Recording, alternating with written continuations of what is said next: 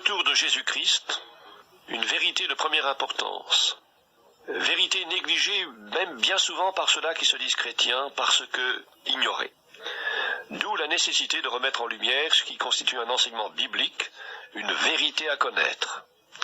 Les premiers chrétiens savaient quelle était l'espérance liée à leur conversion, comme le témoigne le texte suivant. Vous vous êtes convertis à Dieu en abandonnant les idoles pour servir le Dieu vivant et vrai et pour attendre des cieux son Fils, qu'il a ressuscité des morts, Jésus, qui nous délivre de la colère à venir. Texte de 1 Thessaloniciens, chapitre 1, verset 9. L'apôtre Paul leur dit qu'ils se sont convertis à Dieu pour attendre son Fils. Quelle simplicité dans ces mots, mais aussi quelle glorieuse espérance. Le verbe « attendre » révèle que quelqu'un doit venir ou revenir, sinon, pourquoi attendre? Et puisqu'il y a attente, c'est que quelqu'un a promis de venir ou annoncer sa venue. Or, la seconde venue de Jésus est mentionnée de nombreuses fois dans la parole de Dieu. Le Nouveau Testament contient à lui seul 318 versets qui parlent de ce retour, soit 1 sur 20. Nous en examinerons plusieurs et nous découvrirons des précisions remarquables en ce qui concerne les circonstances devant précéder, suivre ou accompagner ce retour.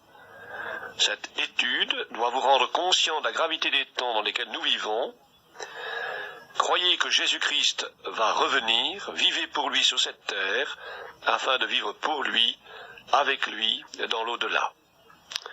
Le retour de Jésus-Christ, c'est une certitude absolue. Une telle conviction n'est pas le produit de l'imagination. Elle est fondée sur les Saintes Écritures, qu'il suffise d'écouter les citations suivantes.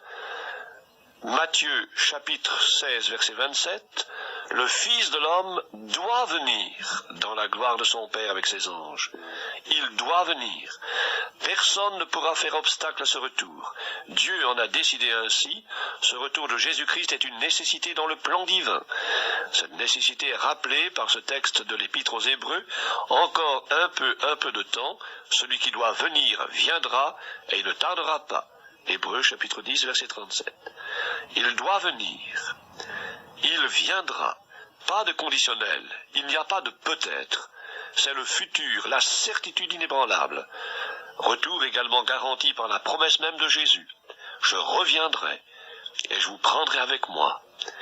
Et Jean chapitre 14, verset 3. Et c'est du ciel où il est monté qu'il reviendra, ainsi que cela est affirmé dans l'Épître aux Thessaloniciens. Le Seigneur lui-même, à un signal donné, descendra du ciel. 1 Thessaloniciens chapitre 4, verset 16. Il reviendra de la même manière qu'il y est monté, affirmèrent les anges aux apôtres le jour de l'ascension. Ce Jésus qui a été enlevé au ciel du milieu de vous viendra de la même manière que vous l'avez vu allant au ciel. Actes chapitre 1, verset 11. Et ces paroles venaient confirmer celles de Jésus. Vous verrez le Fils de l'homme venant sur les nuées du ciel. Matthieu chapitre 26, verset 64. Nous pourrions multiplier les citations, mais celles-ci suffisent amplement pour nous convaincre de la certitude, de la réalité de ce retour. Cependant, la grande question qui préoccupe ceux qui croient à toute la parole de Dieu est celle de la date de ce grand avènement. Déjà, avant même que Jésus quitte notre terre, ses disciples désiraient savoir quand il reviendrait pour rétablir toutes choses, instaurer son royaume. Dis-nous quand cela arrivera-t-il, et quel sera le signe de ton avènement et de la fin du monde? Fut leur demande anxieuse. Matthieu chapitre 24, verset 3. Et le Seigneur leur rappelait à plusieurs reprises que l'heure demeurera inconnue jusqu'à la fin. Matthieu 24, verset 42-44. Il se contentera même de révéler à l'apôtre Jean dans le livre de l'Apocalypse, et comme pour clore la Bible, « Je viens bientôt ». Dernière et sublime promesse, dernier scellé de la certitude.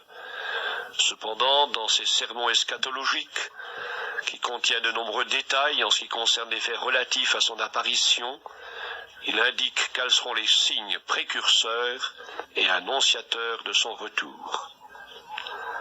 L'imminence de ce retour est prouvée par les signes. Et c'est dans les évangiles de Matthieu chapitres 24 et 25, Marc, chapitre 13 et Luc, chapitre 17 et chapitre 21, que se trouve mentionnée la majorité des signes. En considérant leurs accomplissements, ces signes affermiront notre foi en la certitude du retour de Jésus-Christ et permettront de déduire quelle est la proximité de ce retour. Analysons-les. Les tremblements de terre. Matthieu chapitre 24 verset 7. Il y aura en divers lieux des tremblements de terre. Luc 21 verset 11. Il y aura de grands tremblements de terre. Le Seigneur a annoncé qu'il y aura des tremblements de terre en divers lieux et qu'ils seront grands. Or, selon les renseignements qui nous ont été transmis, il y a une recrudescence incontestable des séismes. Au XVIIe siècle 4, au XVIIIe 7, au XIXe 9, en notre XXe siècle, ce chiffre est déjà dépassé et les plus grands tremblements de terre connus y ont eu lieu. 18 avril 1906, San Francisco, en Californie, est balayé par un effroyable tremblement de terre. En 1908, c'est Messine, avec 100 000 victimes. 1923, Tokyo, 142 000 victimes. 1933, 150 000 personnes périssent à Kansu. En 1945, c'est au Pérou que le tremblement de terre fait 5 000 morts, puis il vient 48 avec 4 000 morts au Japon, 49, 10 000 morts en Équateur, 53, des centaines de morts en Perse, en Turquie, etc. Et on pourrait ajouter encore d'autres tremblements de terre, et ceux qui étudient les mouvements de notre globe et qui s'attardent à tout ce qui concerne ces tremblements de terre constatent que l'ampleur va grandissante, et cela fait frémir en pensant à ce fait même que ces tremblements de terre peuvent d'un jour à l'autre amener l'écorce terrestre à craquer. Et ceci vient confirmer les textes d'Apocalypse chapitre 6 versets 12 et 14. Je regardais quand il ouvrit le 16e sceau, il y eut un grand tremblement de terre, le soleil devint noir comme un sac de crin, etc., etc. Et ceci n'est-il pas en parallèle avec Matthieu 24, 29, après ces jours de détresse, le soleil s'obscurcira, la lune ne donnera plus sa lumière, les étoiles tomberont du ciel. Incontestablement, des grandes convulsions de la terre vont précéder le retour en gloire de Jésus-Christ. Nous y avançons à grands pas. Les signes s'accomplissent sous nos yeux. Le Seigneur est à la porte. Il est très proche. Il y a aussi un tremblement de terre de haute importance, non par son ampleur, mais à cause du lieu où il s'est produit. C'est celui qui ébranla en 1927 la Palestine de l'époque, qui fit 700 morts et 3000 blessés. Il apparut alors, dit-on, une faille dans la montagne des Oliviers, et n'est-ce pas le prélude de l'accomplissement de cette prophétie de la Bible en Zacharie, chapitre 14, verset 4, en ce qui concerne le retour de Jésus, ses pieds se poseront ce jour-là sur la montagne des Oliviers qui est vis-à-vis de Jérusalem, du côté de l'Orient. La montagne des Oliviers se fendra par le milieu, à l'Orient et à l'Occident, et se formera une très grande vallée. Tout ceci peut se réaliser très vite. Jésus viendra promptement. Telle est l'expression de l'original dans l'Apocalypse. Sommes-nous prêts? À ces tremblements de terre s'ajoute le fracas de la mer et son agitation. Luc chapitre 21 verset 25. Il y aura de l'angoisse chez les nations qui ne sauront que faire au bruit de la mer et des flots. Ne serait-ce point l'allusion aux raz-de-marée, aux tempêtes qui ont déjà fait tant de victimes au Japon, en Hollande, Angleterre et ailleurs? Que sera-ce lors de la catastrophe finale? Les royaumes du monde vont être ébranlés et détruits pour faire place au royaume de Christ, affirment les Écritures. Les villes et nations vont s'écrouler. Le temps est court. Jésus va bientôt revenir. L'attendons-nous. Les pestes sont mentionnées dans Luc chapitre 21 verset 11. Il y aura en divers lieux des pestes. Il serait trop long d'énumérer les misères occasionnées par de tels fléaux au cours des siècles. Citons seulement assez près de nous, au cours de la Première Guerre mondiale, la grippe espagnole qui provoqua la mort de 12 millions de personnes. Aux victimes de cette épidémie, il faut ajouter la liste imposante de tous ceux qui ont succombé aux ravages du typhus, du choléra, la tuberculose, du cancer sous toutes ses formes, de la poliomyélite et tout dernièrement la grippe dite asiatique qui a atteint des millions de personnes. Et malgré la science et les vaccins, les épidémies enrayées font place à des épidémies nouvelles. N'est-ce pas une preuve que ce que Jésus a prédit s'est déjà réalisé et qu'il ne saurait tarder? Quant aux famines, il est dans Marc chapitre 13, verset 8, il y aura des famines.